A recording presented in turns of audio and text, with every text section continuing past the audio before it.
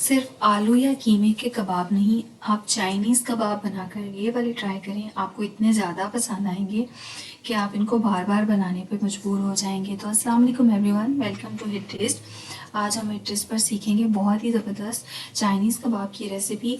अच्छा, इनकी जो ख़ास बात है वो ये है कि हम इनको बनाकर फ्रीज़ कर सकते हैं। हफ्ता 10 दिन तक आप इनको फ्रीज़र में रखें और निकाल के जब दिल चाहे फ्राई करें, ये बिल्कुल भी ख़राब नहीं होंगे। और इनको कैसे फ्रीज़ करना है, इसका स्पेशल तरीका मैं आपको वीडियो में बताऊंगी, तो वीडियो को पूरा देखिएगा, बिल्कुल भी स्किप मत कीजिएगा। तो जल्दी से रेसिपी को स्टार्ट करते हैं। सबसे पहले इसके लिए हम कुछ बेसिक तैयारी कर लेंगे, तो बाकी का काम तो झटपट ही हो जाएगा। तो सबसे पहले इसके लिए मैंने चिकन ले लिया था और उसको श्रेड करके रख लिया है। उसमें सिर्फ नमक और काली मिर्च डाल के बॉईल किया है और फिर इसको श्रेड करके रखा है। और इसकी जो यखनी है उसको भी डिस्कार्ड नहीं करेंगे, उसको हम आगे जाके वीडियो में यूज़ करेंगे। तो आपने ज़रूर देखना है कि हम इसको कैसे यूज़ करेंगे। तो साथ ही हम कुछ वेजिटेबल्स काट लेंगे। तो मैंने 2 गाजरें, एक बड़ी या 2 शिमला मिर्च ले लें छोटी वाली, और बंद गोभी का एक छोटा फूल, साथ ही 2 प्याज को स्लाइस कर लेंगे और हरी मिर्चें काट लेंगे 2 से 3 चॉप। इनको बारीक बारीक चॉप कर लेंगे। इनको आप अपने टेस्ट के अकॉर्डिंग कम ज़्यादा भी कर सकते हैं। और साथ ही कुछ हरा धनिया भी काट के रख लिया है। तो ये बेसिक सी तैयारी है जो अगर आप पहले से कर लेंगे तो फिर बाकी का काम तो झटपट ही हो जाएगा। अब पैन में ऑयल शामिल किया है, तकरीबन 3 से 4 टेबलस्पून। इसमें स्लाइस की हुई प्याज शामिल कर देंगे और इसको कोई ज़्यादा देर फ्राई नहीं करना है। थोड़ी देर इसको 2 से 3 मिनट ही कुक करेंगे। जब ये हल्की सॉफ्ट हो जाए तो साथ ही हम इसमें जो सब्जियां काट के रखी थी वो शामिल कर देंगे। अच्छा, गाजर को मैंने ग्रेट कर लिया था, तो ये झटपट से काम ख़त्म हो गया था। आप भी अगर इसको कटिंग में ज़्यादा टाइम नहीं लगाना चाहते तो आप ग्रेटर की मदद से इसको मोटी वाली साइड से ग्रेट कर लें। इसी तरह बंद गोभी को भी अगर आप चाहें तो पीलर की मदद से काट सकते हैं। इस तरह झटपट काम हो जाता है और ज़्यादा टाइम भी नहीं लगता। तो बस अब सब्जियाँ डाल के इनको मिक्स किया है और साथ ही जो चिकन श्रेड करके रखा था इसको भी शामिल कर दिया है। और बस 1 से 2 मिनट इनको खूब अच्छी तरह मिक्स करके कुक कर लेंगे। तो इसमें ज़्यादा टाइम नहीं लगता है, सिर्फ आपको कटिंग वगैरह में और शुरू की तैयारी में ही थोड़ा टाइम लगता है, वरना ये झटपट से सारे कबाब आपके तैयार हो जाएंगे। तो अब साथ ही इसमें शामिल कर दी हैं हरी मिर्चें जो हमने चॉप करके रखी थी और साथ ही हरा धनिया। ये शामिल करने के बाद अब हम इसमें कुछ सॉसेस ऐड करेंगे। तो 2 टेबलस्पून सोया सॉस डाल देंगे और 2 टेबलस्पून ही चिली सॉस जाएगी इसमें, और 1 टेबलस्पून सिरका ऐड करेंगे। तो अगर आप अभी तक रेसिपी देख रहे हैं तो प्लीज़ चैनल को सब्सक्राइब ज़रूर कर लें, क्योंकि मैं आपके लिए बहुत अच्छी अच्छी वीडियोस लाती रहती हूँ। तो देखिए, अब इसमें 1 टीस्पून नमक डाल दिया है और 1 टीस्पून डाली है कुटी लाल मिर्च, 1 टीस्पून ही काली मिर्च और 1 टीस्पून धनिया पाउडर ऐड कर दिया है। तो बस यही इसके बेसिक से स्पाइसेस थे, इनको डालेंगे और अब इन सब चीज़ों को खूब अच्छी तरह से मिक्स कर लेंगे। तो इसको बहुत ज़्यादा टाइम कुक नहीं करना है, बस 1 से 2 मिनट ही लगेंगे। इसको मिक्स कर लें और देन बारी आएगी जो यखनी मैंने आपको शुरू में बताया था कि हम उसको यूज़ करेंगे।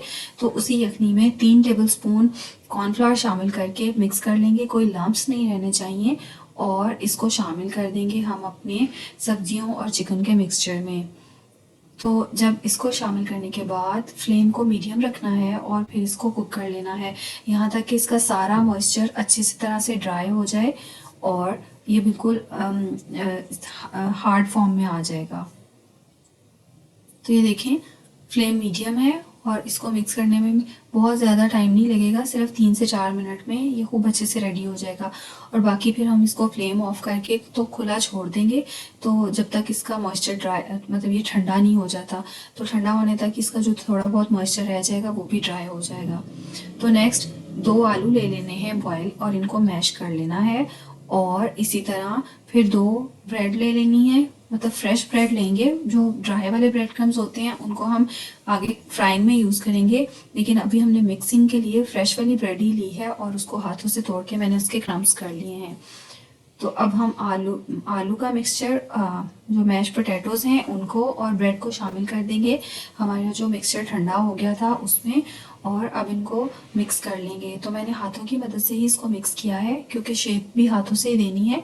तो मैंने इसको हाथों की मदद से अच्छे से मिक्स करने के बाद अब आप इसको जो शेप आपको पसंद हो अपनी मर्ज़ी से इसको कोई भी शेप दे सकते हैं।